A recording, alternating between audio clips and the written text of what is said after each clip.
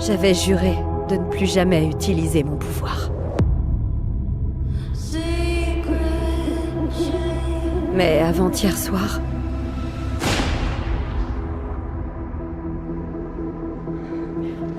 j'ai trouvé le corps sans vie de mon ami.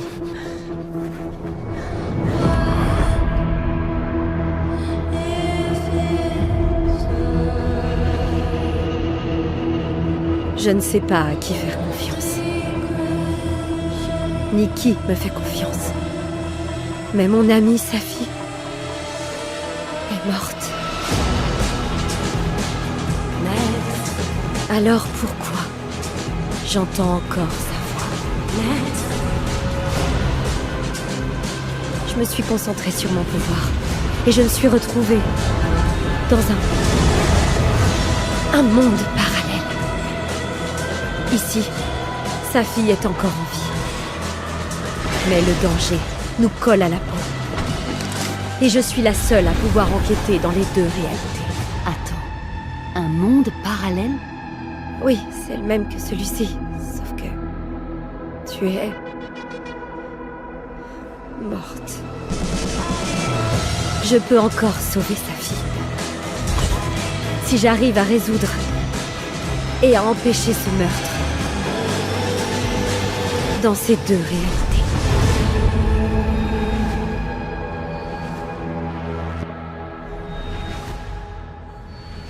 Eh bien, salutations mes amis, c'est Lovegood et bienvenue dans ce Lovegood critique pour vous parler de Life is Strange Double Exposure. Désolé pour mon accent anglais. Alors, petite parenthèse avant de commencer, je n'ai pas fait de vidéo spéciale 12 ans de la chaîne YouTube. Mais bon, je pense que tout le monde s'en fout, mais bon, je le dis quand même. Car à part répéter ce que je dis depuis le début de l'année, comme quoi la chaîne YouTube, elle est morte. Et je sais pas si cette vidéo-là va rapporter des vues, mais bon. Je m'en bats les couilles pour tout vous dire. Et je pense que certains vont être surpris de recevoir une notification comme quoi il y a une nouvelle vidéo qui est apparue. Parce que j'avais dit que j'arrêtais de m'occuper de la chaîne YouTube. Mais j'ai déjà fait plusieurs rétrospectives de cette chaîne YouTube déjà. Donc répéter ce que j'ai déjà dit, je ne vois pas l'intérêt. Et je suis plutôt actif sur d'autres activités en ce moment que sur la chaîne YouTube. D'ailleurs, je suis plus du tout actif sur Twitch et Spotify. Mais j'ai dit plusieurs fois la raison, donc ça sert à rien de le répéter juste ici. Donc je n'ai pas fait de vidéo spéciale 12 ans, car j'avais rien de spécial à dire de nouveau, etc. Donc je ne l'ai pas fait, mais on va souhaiter joyeux anniversaire à la chaîne YouTube, même si on l'enterre plutôt, même si la chaîne YouTube maintenant elle est plutôt morte. Mais voilà, joyeux anniversaire, chaîne YouTube, voilà, on souffle les bougies, etc. Pour ce Lovegood critique, petite particularité, voilà, je n'ai pas joué au jeu, j'ai plutôt regardé un let's play car je n'ai pas trop le temps de jouer, surtout en ce moment. J'ai regardé les rediffusions de Dultia sur ce jeu vidéo et je tenais quand même à en reparler car j'étais déçu un peu par le jeu et j'ai bien fait du coup de ne pas jouer. Mais je voulais un peu donner une critique parce que ça se trouve, vous allez me dire le contraire, mais vu que je connais déjà l'histoire, donc je me dis que heureusement que je n'ai pas joué au jeu. Pourtant, j'adore la licence Life is Strange. J'avais bien aimé le premier, même s'il y avait pas mal de défauts. J'ai fait un logo critique dessus. J'avais beaucoup aimé Before the Storm. Pour moi, c'est mon épisode préféré. Life is Strange 2, moyen, enfin j'ai fait un logo critique dessus. True Color, j'avais très très bien aimé, j'ai été très surpris. C'est pour moi mes deux épisodes préférés, c'est Before the Storm et True Color, qui est des épisodes qui sont faits par Deck Knight, que le premier Life is Strange et Life is Strange 2 sont faits par Dontnod Entertainment, par leur studio. Donc tout était bien parti pour que je m'intéresse à ce jeu. En plus, on retrouve Maxine, le personnage du premier Life is Strange. Et comme je dis, Deck Knight, c'est ceux qui ont repris la licence. Pour moi, ils avaient bien réussi du coup avec Before the Storm et True Color. Pour moi, qui sont des bons jeux. Et faire une suite du coup au premier jeu vidéo Life is Strange 10 ans après avec le même personnage, franchement, fallait le faire quoi. Alors pour ceux du fond qui se demandent ce que c'est que les jeux vidéo Life is Strange, c'est un jeu vidéo à choix où chaque choix peut avoir des conséquences sur l'histoire du jeu. Voilà, c'est un peu ça du coup le principe, pour vous expliquer du coup vite fait. Dans Double Exposure, on retrouve Maxine Caulfield qui a bien grandi du coup depuis les événements de Life is Strange 1. Je ne vais pas spoiler. Elle est devenue enseignante et photographe dans l'université de Caldon. Elle s'est fait de nouveaux amis tels que Safi et Moses, jusqu'à que Safi reçoit un coup de téléphone très étrange et se fait tuer par la suite. Une enquête commence pour savoir qui aurait pu tuer Safi et surtout pourquoi. Sauf que, petite particularité, j'aurais du mal du coup avec ce mot, sauf que Maxine a des super pouvoirs. Dans le premier Life is Strange, elle pouvait remonter le temps. Et maintenant, elle peut basculer entre les deux dimensions, celle où Safi est morte et l'autre vivante. Et je trouve que sur le papier, le concept est franchement très très intéressant. Après, je trouve que la direction artistique du jeu est très jolie, même si ça n'invente pas la roue comparé au précédent opus. La bande originale est toujours très bien. Voilà. En fait, il y avait tout pour que je puisse jouer au jeu un jour. J'avais mis dans mes rattrapages, etc. Je dis, ah, il faut vraiment que j'achète. En plus, j'adore Life is Strange, etc. Il faut vraiment que j'achète ce jeu pour le faire, par exemple, en live Twitch, si j'ai un peu le temps, etc. Bon, je vais pas reprendre les live Twitch tout de suite, hein. Voilà, je suis désolé pour ceux qui attendent que je reprenne un peu YouTube, etc. Je vais pas reprendre les live Twitch tout de suite, car j'ai pas le temps. J'ai décidé du coup de sacrifier ça et dépenser mon énergie pour pas grand chose. Je vois pas l'intérêt, en ce moment je suis sur l'écriture de mon bouquin. Enfin bref.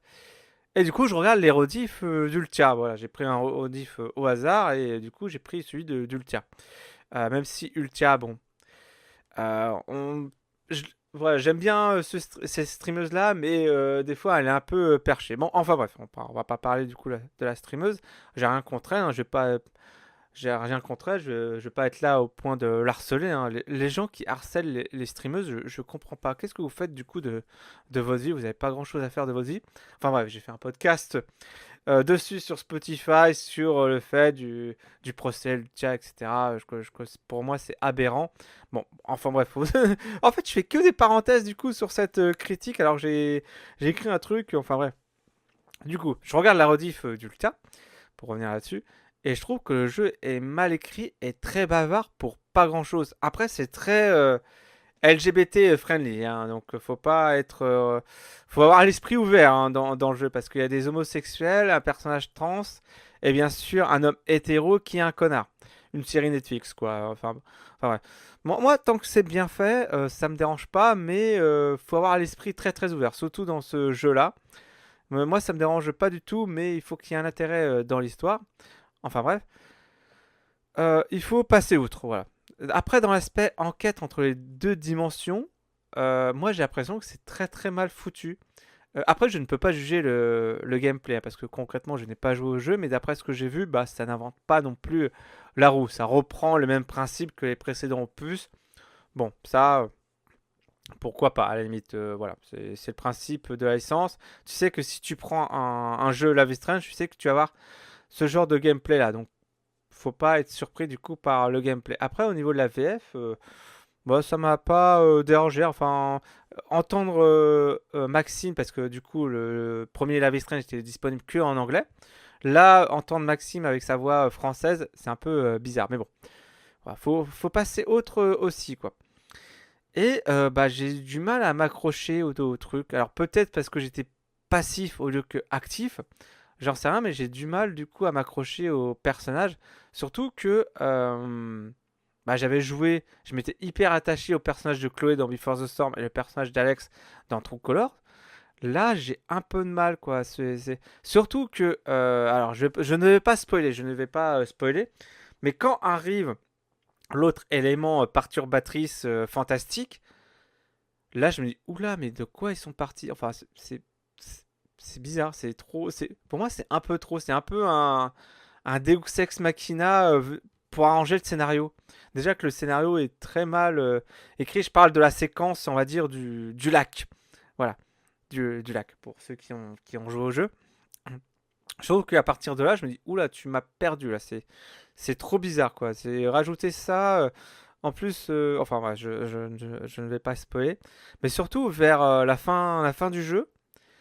il y a trop de fanservice et il s'accroche trop au premier Life is Strange. Alors on sait que c'est le même personnage et tout, et qu'elle a des traumas suite à ce qui s'est passé vers la fin de Life is Strange 1. Je ne vais pas spoiler, mais c'est très bizarre de se dire, ok, bon, notre scénario du jeu il est trop confus, bon, on va s'accrocher du coup au scénario du premier jeu. D'accord, mais c'est ultra bizarre de faire comme ça ce principe-là, surtout que c'est pas les mêmes studios. Le premier Life is Strange a été fait par Dontnod. Là, c'est par Deck Knight.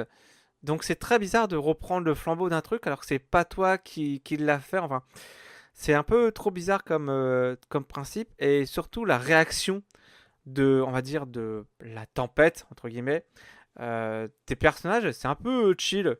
C'est quand ils arrivent tous au bar vers la fin du jeu. Même Ultia, alors peut-être que si je regardais d'autres rediffs d'une autre streameuse ou d'un autre streamer, je vais avoir autre chose, j'en sais rien, à vous de me le dire, mais les personnages ils sont trop chill. Genre il s'est passé un truc énorme et les personnages genre ouais ça va, vas-y on boit une bière machin. C'est trop bizarre. Trop bizarre donc dites-moi ce que vous en pensez pour ceux qui ont joué au jeu. Peut-être que je donnerai une deuxième chance par la suite vu que là j'étais passif au lieu d'actif. Peut-être que vous allez me dire, ouais, ça vaut le coup, etc. Mais vu les avis, je trouve que le jeu. Alors, j'ai un peu regardé les critiques du jeu. C'est trop divisé. Il y en a qui adorent machin et tout. Et il y en a qui ont dit que la licence Life is Strange est en train de mourir, etc. Bah, pourtant, j'avais bien aimé. Regardez mes autres Love critiques. Hein. J'avais globalement bien aimé True Colors et Before the Storm. Là, c'est trop bizarre, quoi. Donc, en plus, le jeu, il coûte 60 balles. Je me dis, bah, j'ai bien fait de pas acheter ce jeu-là, quoi. Alors, dites-moi, voilà, n'hésitez pas, du coup, à développer vos arguments en commentaire, ça m'intéresse. Peut-être qu'on le fera en live Twitch si j'ai un peu le temps. Si j'ai un peu le temps, etc. Surtout là, transition. Surtout là, petite pub, je serai à la brocante de Mency pour vendre des livres et des DVD et mes anciens livres que j'ai écrits à bas prix la semaine prochaine, donc le dimanche 25 mai à Mency. Et la semaine d'après, je vais jouer dans une pièce de théâtre le 31 mai au théâtre de Cerny à 20h. Toutes les informations sur mes réseaux sociaux. Voilà, donc c'est une petite vidéo pour donner un peu mon avis sur Life is Strange Double Explosion. N'hésitez pas du coup, comme je vous dis, à développer votre avis pour ceux qui ont joué au jeu. Si vous me dites, ah bah non, finalement, ça vaut le coup, peut-être que le faire en live, pourquoi pas. Dites-le moi du coup en commentaire. Peut-être qu'un jour, si j'ai un peu le temps, etc., peut-être cet été, mais je sais que l'été c'est mort. Hein. Les live Twitch juillet-août, c'est mort. On avait déjà fait ça du coup l'année dernière. Pourquoi pas je sais qu'en ce moment, ils ont sorti Dontnod, donc les vrais créateurs de Life is Strange, ont sorti un jeu qui s'appelle Lost Record. Ça a l'air d'être pas mal. Ça, pourquoi pas voilà, dites-moi du coup en commentaire.